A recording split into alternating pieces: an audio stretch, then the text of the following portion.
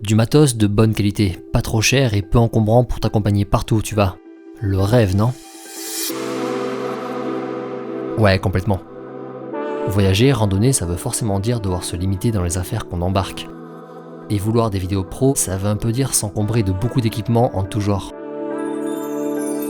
Voyager et faire des magnifiques vidéos, c'est un peu chat et chien, mais pourtant c'est ce que je souhaite faire. Depuis que j'ai commencé cette chaîne, j'ai une obsession, pouvoir faire des jolies vidéos partout où je vais et donc avoir le meilleur matos le plus léger et pratique possible. Mon setup minimaliste, c'est parti.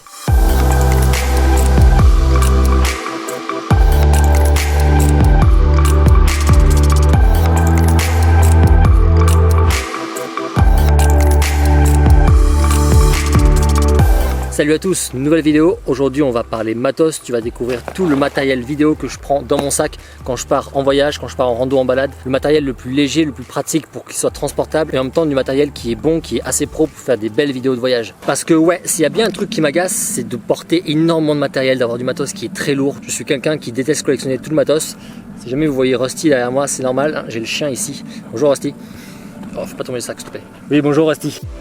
Ah, Rusty nous accompagne aujourd'hui. Bon, je peux pas dire qu'il est pas encombrant parfois, mais lui au moins, je le porte pas. Allez, retour au sac.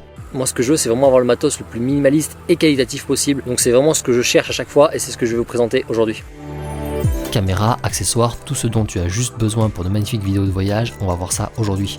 Et tu vas voir, un setup minimaliste, forcément, ça coûte moins cher. Alors, on va commencer avec les caméras. Oui, il y en a plusieurs, c'est aujourd'hui très important pour offrir des images très variées.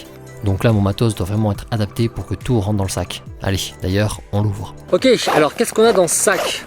Eh bien, on va commencer par le premier appareil. C'est le plus logique sur cette chaîne, c'est le drone. Et bien sûr, le drone que j'emporte partout lorsque je veux un setup minimaliste, c'est le Mavic Mini. Indiscutablement, j'ai d'autres drones plus chers qui font des images encore meilleures, mais qui sont beaucoup plus gros et que je transporte un peu moins facilement. Quand tu veux vraiment le bagage le plus léger et le moins encombrant possible, les Mini de la gamme DJI sont vraiment parfaits pour ça. Dans un sac, ton Mini 1 ou 2, il va te prendre cette place là, la place de la sacoche. Tu peux voir par rapport à un icepack qui est juste là, que c'est relativement tout petit en fait. Ici tu as la radiocommande, tu as le chargeur, tu as le drone, tu as les batteries supplémentaires, tu as absolument tout dans cette petite sacoche là. Pour le drone, il n'y a pas plus pratique qu'un DJI Mini 1 ou 2. Alors moi j'ai un Mavic Mini car je l'ai acheté il y a plus d'1 an. Mais aujourd'hui foncez sur le DJI Mini 2. Même taille, même poids que le premier, c'est le drone le plus pratique qui n'a jamais été fait. Il tient littéralement dans la main et il est très bien fini. Le drone aujourd'hui c'est une caméra indispensable pour faire des vidéos de voyage. Il n'y a pas plus dépaysant que des images aériennes. Il t'en faut un si tu souhaites vraiment proposer de jolies vidéos. Alors certains qui connaissent la chaîne pourraient être étonnés que je ne mette pas en avant un drone plus haut de gamme, notamment le R2S. Oui, il n'est pas beaucoup plus gros, mais il reste plus gros. Si ton but principal n'est pas spécialement de faire du drone, mais plutôt de faire une vidéo très complète, il faut optimiser la place pour chaque appareil. Avec le Mini 1 ou 2, tu as un drone en plus pas cher dans les 500 €. C'est des drones, faut pas croire, déjà ils coûtent pas cher et honnêtement ils produisent des belles images. Quand tu es à la recherche vraiment d'une solution aérienne pour tes petites balades et rando, les Mini sont largement suffisants. Je vous mets à l'image des plans faits avec mon Mavic Mini, et dites-vous qu'avec un Mini 2, vous pourrez faire encore mieux. Pas cher, pas encombrant et de très belles images, c'est vraiment le drone parfait pour voyager. Alors Rusty, qu'est-ce que tu me fais? Oh là là là là là. On va passer au matos suivant, c'est l'appareil photo qui me filme. Donc ce que je vais faire, c'est que je vais profiter pour dégager ce chien et on va switcher la caméra, je vais mettre la GoPro et comme ça, je vais pouvoir vous montrer l'appareil photo. Allez Rusty, tu dégages. Rusty, tu dégages. Allez, il est ouf ce chien.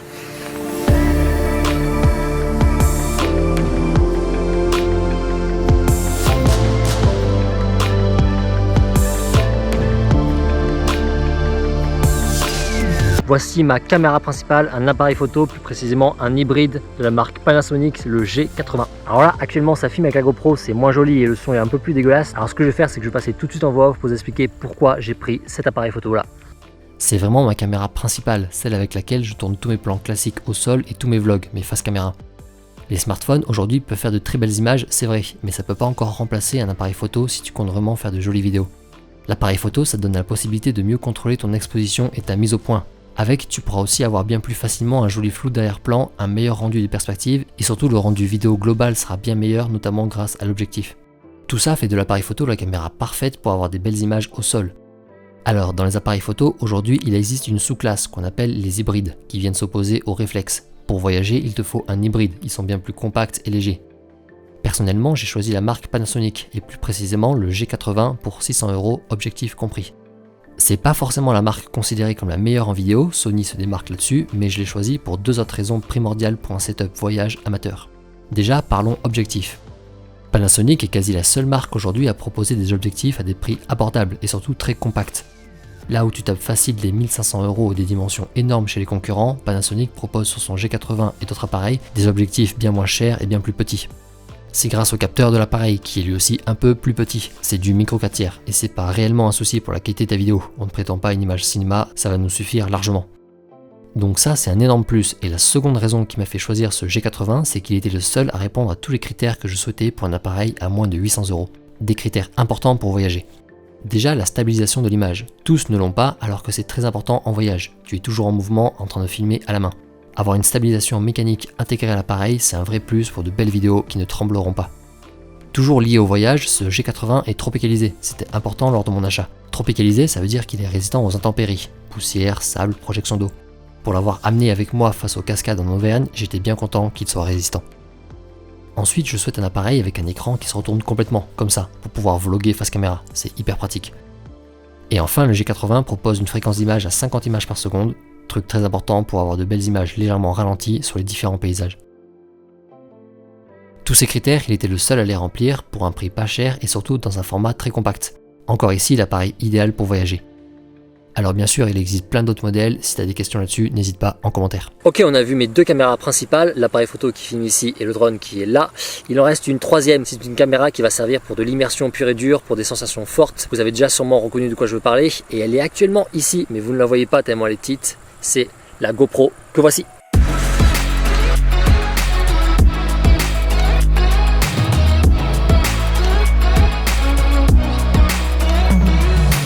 La GoPro, s'il y a bien une caméra toute petite et pratique, c'est celle-ci. J'ai avec moi la GoPro Session, la plus petite de tous, mais aussi une GoPro 9 plus récente. Mais en vrai, peu importe le modèle que tu as, ta GoPro sera toujours utile. Les deux premières caméras, le drone et l'appareil photo, elles sont là pour faire des belles images. La GoPro, elle est là pour faire des images spectaculaires. Et ça, même si t'es pas réellement sportif. Les GoPro, bien sûr, vous connaissez, vous avez déjà vu plein d'images de sportifs avec, mais c'est vraiment des caméras qui sont faites pour nous également, personnes pas spécialement sportives. Dès lors que tu fais une activité extérieure, tu peux toujours amener ta GoPro, tu peux toujours amener des plans avec. Sur ma dernière vidéo de voyage à Porquerolles, elle m'a servi pour filmer le moment où je faisais du vélo, ou alors pour filmer le moment où je me baignais tout simplement, filmer notamment les poissons qu'il y avait sous l'eau. Donc c'est des petites caméras, ne croyez pas que c'est fait que pour les sportifs, c'est vraiment fait pour n'importe qui à partir du moment où tu voyages, à partir du moment où tu es en vacances, où tu fais des activités extérieures. Vélo, baignade, trajet en voiture, ski, canyoning, il y a plein d'occasions pour filmer avec une GoPro. Pour la place que ça me prend dans un sac, je me pose même pas la question, je la prends toujours avec moi.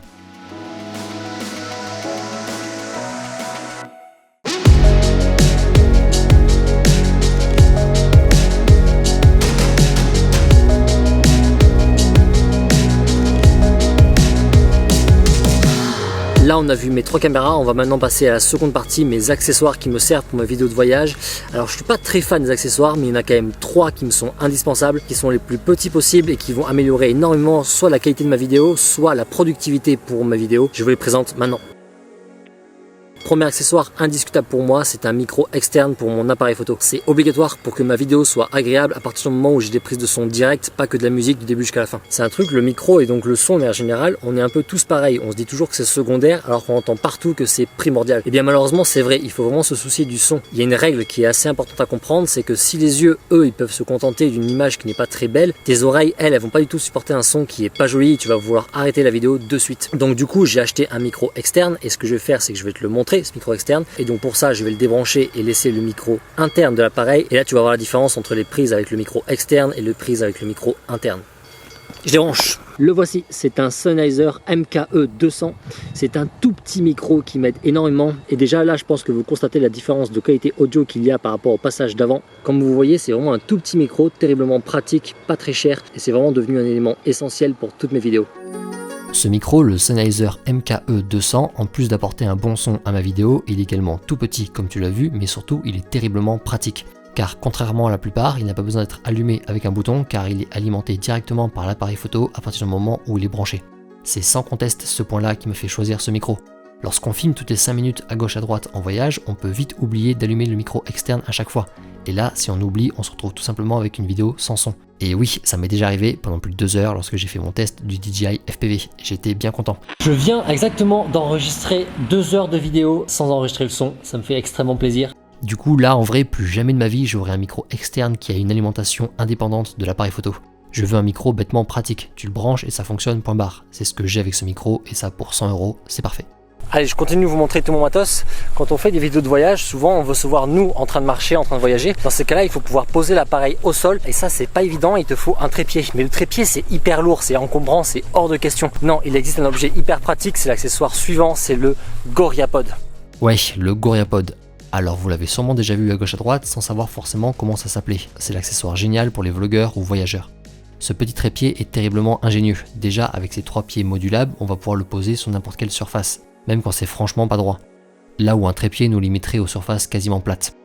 Mais surtout, vous voyez comment sont faits ces pieds. Ce sont un assemblage de boules formant comme une colonne vertébrale extrêmement pliable. Grâce à ça, on va pouvoir l'enrouler et l'accrocher partout, sur une branche, sur un poteau, etc. À toi de faire preuve d'inventivité pour trouver les points d'accroche. Et du coup, il remplace bien le trépied classique que de toute façon on ne prendra pas en voyage vu son poids et sa taille. Ici, j'ai un GorillaPod 3K, ce qui signifie qu'il peut supporter jusqu'à 3 kg pour l'appareil photo. Il existe également des modèles pour 1 kg et 5 kg, mais 3 kg ça me paraît être le bon achat pour y poser un appareil photo réflexe ou hybride. Hybride, je l'espère pour toi, si tu m'as bien écouté. Allez, il me reste un dernier accessoire dont je vais vous parler. De base, cet accessoire, on peut se dire que c'est complètement superficiel, mais en fait, je suis devenu complètement fan. Vous le voyez actuellement, c'est lui, c'est un capture clip.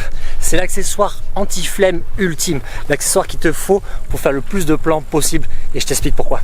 Un capture clip, mais qu'est-ce que c'est? À quoi ça sert? C'est un petit objet, comme vous voyez, qui va te servir de support pour transporter ton appareil photo. Fini l'appareil photo dans le sac pendant ta rando, tu vas ici le transporter contre ton épaule. Ouais, le principe est simple, tu vas venir le serrer très fort autour de la bretelle de ton sac et grâce à une fixation coulissante et sécurisée, tu pourras y accrocher et décrocher facilement ton appareil photo.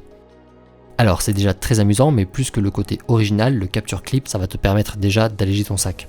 L'appareil photo ne sera plus dedans, tu pourras y mettre autre chose à la place et le poids total sera un peu mieux réparti. L'appareil devant va contrer un peu le poids du sac derrière. Mais surtout, je vous parlais d'un accessoire anti-flemme. Eh bien oui. Fini la galère en balade lorsque tu veux filmer ou photographier quelque chose toutes les 5 minutes. Ce petit objet t'évite de devoir t'arrêter, ouvrir ton sac, sortir l'appareil pour ensuite le ranger, fermer le sac et le reprendre sur le dos. Avant d'avoir cet accessoire, honnêtement, mes balades se déroulaient comme ça. Au début, je me motive pour sortir l'appareil à la moindre occasion, mais peu à peu, logiquement, j'en ai un peu marre de toujours ouvrir mon sac et donc je sors moins l'appareil et je rate des plans à faire. Ici, fini la flemme, l'appareil reste à portée de main tout le temps, sans être dérangeant comme si tu le portais en bandoulière. Le porter en bandoulière, c'est seulement pour les petites durées. Hop, là tu vois un joli truc, tu t'arrêtes, tu chopes l'appareil, tu filmes et tu repars dans la foulée. C'est un truc que j'adore. En théorie, le capture clip n'a rien d'indispensable, mais en pratique, si tu ne veux rien rater, il le devient complètement.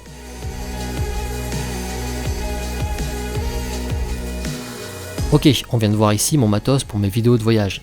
6 équipements, c'est tout ce que j'embarque et ce qu'il me faut pour faire toutes ces images. C'est un setup à la fois minimaliste et complet que j'aime beaucoup. Bien sûr, toi, selon tes envies et ton budget, d'autres appareils peuvent être encore plus intéressants. Alors ça, c'est la partie tournage, mais quand tu réalises toute ta vidéo en déplacement, comme moi, la partie montage, le bon ordi, etc., c'est aussi très essentiel. Et comme pour les caméras, eh bien, j'aime pas beaucoup m'encombrer avec beaucoup de matos. Je veux un setup montage hyper performant et bien transportable. Mais ça, mon matos montage, ça sera pour une prochaine vidéo, où je prendrai le temps de vous présenter les bons critères pour l'achat de son ordi, etc. Donc si tu as des questions pour le choix de ton ordi, c'est le moment. Et pareil, si tu as des questions pour l'appareil photo ou autre équipement, n'hésite pas.